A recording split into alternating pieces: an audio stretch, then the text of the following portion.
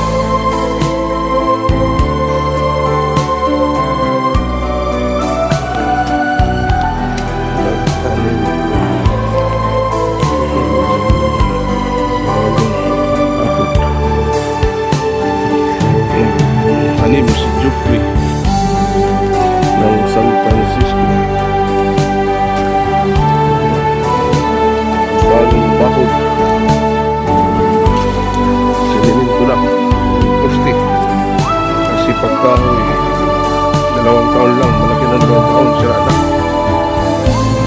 bulok na. Pagkahoy kasi 2 taon, malaki na 2 taon, bulok na. Kaya mas mabuti sininto lang dito rati yung manok.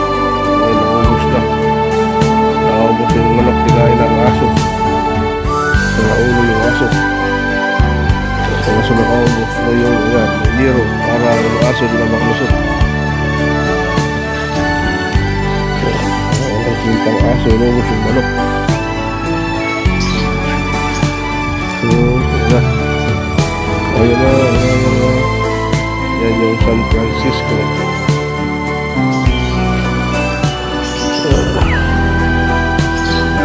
San Francisco. Susungitan pa namin yan dito sa isa. Magkulay. Ito naman yung puno ng pili. Marami nga sa Camarines. Pagkukulay.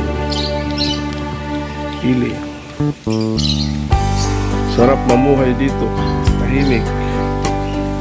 Malayo sa gulo. Malayo sa populasyon. Malayo sa pollution. Tahimik. Maganda ito sa mga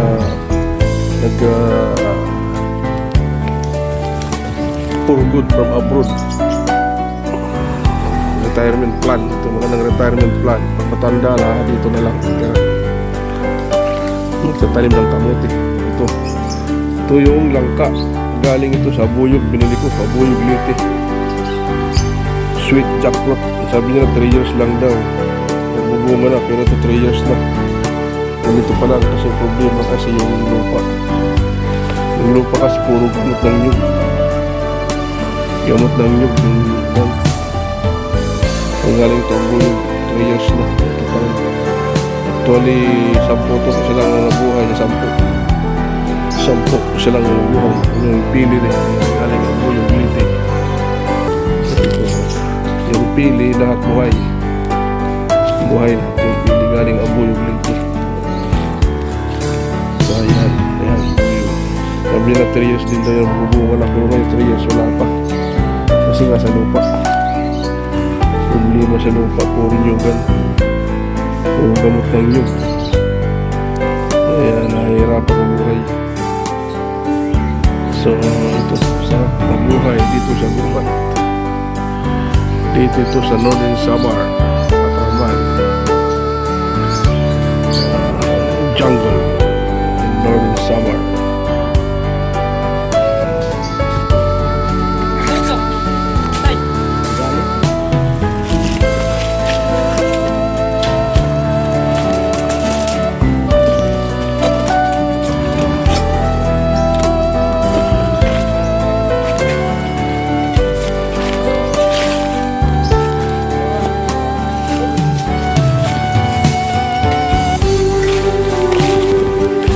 Ini kan yung babae, Leonard?